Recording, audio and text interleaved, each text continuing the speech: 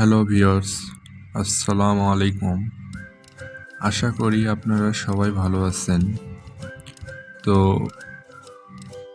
আজকে যে ভিডিওটি যে বিষয় নিয়ে তৈরি করতেছি, বিষয়টি হচ্ছে গত ভিডিওতে আপনাদের দেখাইছিলাম যে ব্যান্ডিক্যাম অ্যাপসটা কিভাবে ফ্রিতে ইউজ করবেন কোনো ওয়াটারমার্ক ছাড়াই।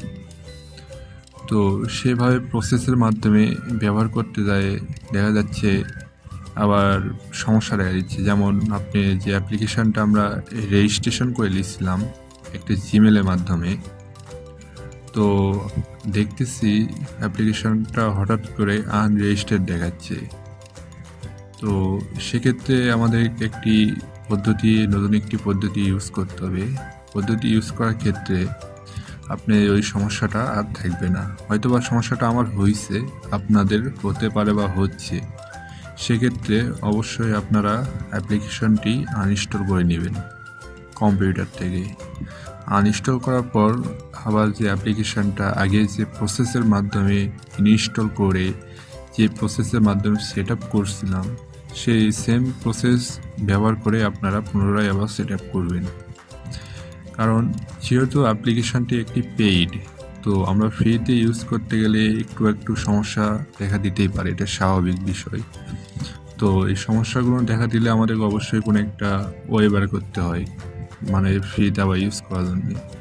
তো আপনারা এভাবে আমি যে প্রসেসটা বললাম যে আপনার পুনরায় আনইনস্টল করে দিয়ে আবার ইনস্টল করবেন, যে আগের প্রসেসের মাধ্যমে যেটা রেজিস্ট্রেশন করেছিলাম ওইভাবে রেজিস্ট্রেশন করে নেবেন।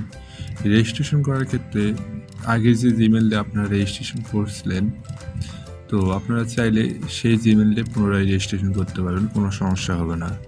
হয়তো বা কিছুদিন পর আবার চাই এরকম হতে পারে, আবার ওইরকম প্রসেসটা আবার সেম প্রসেসভাবে করবেন, করলে আপনারা পুনরায় লাইফ টাইম এটা ফ্রিতে ইউজ করতে পারবেন। কারণ একটা পেজ সফটওয়্যার ইউজ করতে গেলে একটু সমস্যা হবে। তো আপনারা এভাবে ইউজ করলে আপনারা পরবর্তীতে আর কোনো সমস্যা হবে না। তো এই সমস্যাগুলো আমি তুলে ধরলাম আপনাদের। আমি এখন আপনাদের দেখাবো কিভাবে আপনারা এটি ফ্রিতে ইউজ করবেন।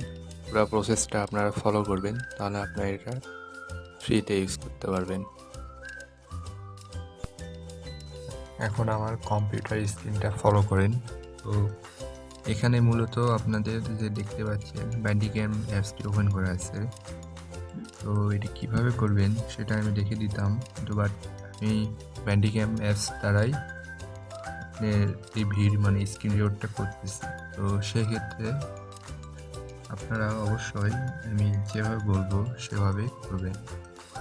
আমি আপনাদের দেখাই দিচ্ছি। এখন ব্যান্ডিক্যাম যে ফোল্ডারটা আছে যে অ্যাপসে, ওটা ওপেন করলাম।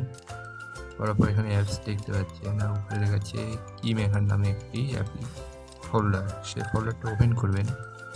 ওপেন করে ওখানে দেখবেন যে কি মেকারে একটা অ্যাপ্লিকেশন আছে।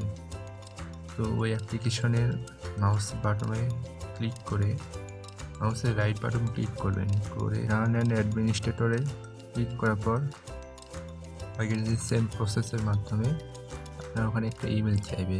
তো আগে যে ইমেলটা দিয়েছেন, তো সেই ইমেলটাই দিবেন, কোনো সমস্যা হবে না।